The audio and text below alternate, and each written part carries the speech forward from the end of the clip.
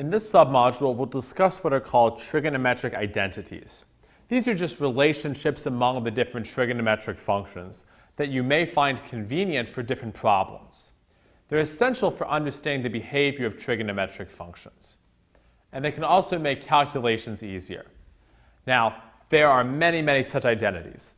If you just take a look at Wikipedia's list of these, there's close to 100. We're just going to focus on a few of the most foundational ones. And in fact, many of the more sophisticated identities can be derived from the ones I'm going to present to you right now. Let's start with ones we've already touched on, which we call the reciprocal identities. These relate certain pairs of trigonometric functions as reciprocals of the other. So sine is equal to 1 over cosecant. You could also say that cosecant is equal to 1 over sine. Cosine is equal to 1 over secant, or you could say that secant is equal to 1 over cosine. And tangent is 1 over cotangent, or you could say that cotangent is 1 over tangent. So these are very basic and quite foundational.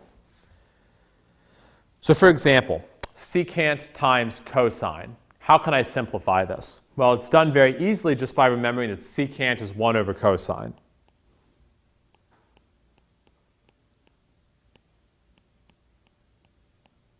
And then these cancel each other out, and I just get 1. Very nice introductory example. Something more interesting is cosecant times tangent. So let's take a look at this. In this case, we can use a general strategy for evaluating trigonometric relationships, which is to convert everything to sines and cosines.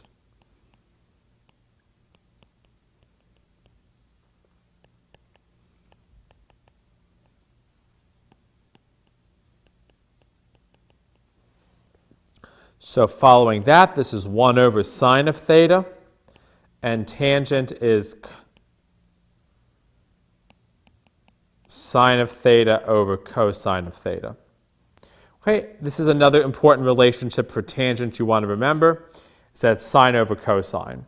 So then this is 1 over cosine of theta from canceling the sines. And then I think, what is 1 over cosine? This is just secant. So in this case, this product simplifies rather nicely. Now, a more interesting, in my opinion, set of identities are what are called the Pythagorean identities. They're called the Pythagorean identities because their proof is just simply the Pythagorean theorem. So let's take a look at them.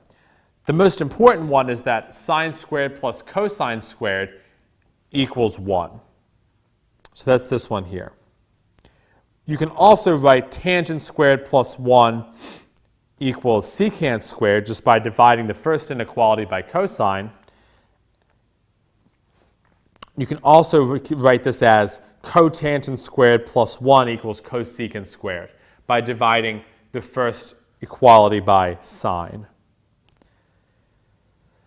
So to take a look at this in action, I want to simplify the square root of 1 minus sine squared all over sine squared of theta. So how do I do this? Well, I know that sine squared of theta plus cosine squared of theta is equal to 1. So cosine squared of theta equals 1 minus sine squared of theta. So I'll substitute cosine squared in for 1 minus sine squared.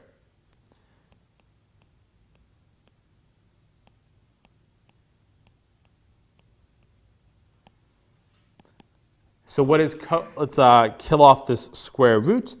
We'll have cosine of theta divided by sine of theta with absolute value bars around it. And then what is cosine over sine?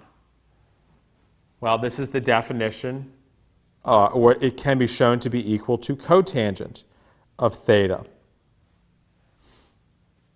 just from deriving the triangle, if you haven't seen this recently. Opposite, adjacent, hypotenuse. sine of theta is equal to opposite over hypotenuse. Cosine of theta is adjacent over hypotenuse. And cotangent of theta is equal to adjacent over opposite. So doing cosine over sine gives me exactly cotangent. So let's look at another one.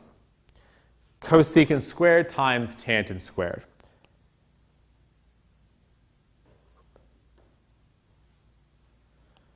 So we can write this as 1 over sine squared of theta times sine squared of theta divided by cosine squared of theta. So I can cancel out the sines and get cosine squared of theta, or 1 minus sine squared of theta. They're totally equal. In fact, when I had originally written this question, I had you use Pythagorean identities the whole way down, but you wind up with the same thing, with 1 minus sine squared. So one more set of identities that could be useful for us are what are called double angle identities. So this says that if I want to compute sine or cosine of 2 times some angle, I can relate it to sine and cosine of just the angle by itself. So sine of 2 theta is 2 times sine of theta times cosine theta.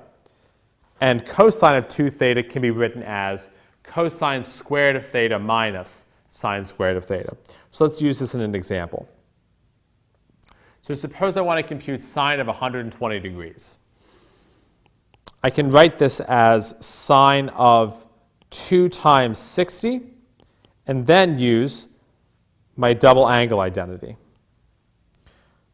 So this is 2 times sine of 60 times cosine of 60. And then I have to remember what this is equal to. Well, sine of 60 is square root 3 over 2, and cosine of 60 is 1/2. So I end up with square root 3 over 2. So all 3 of these sets of identities, reciprocal identities, Pythagorean identities, and double angle identities, could be useful for the CLEP exam, and I recommend you think about all of them.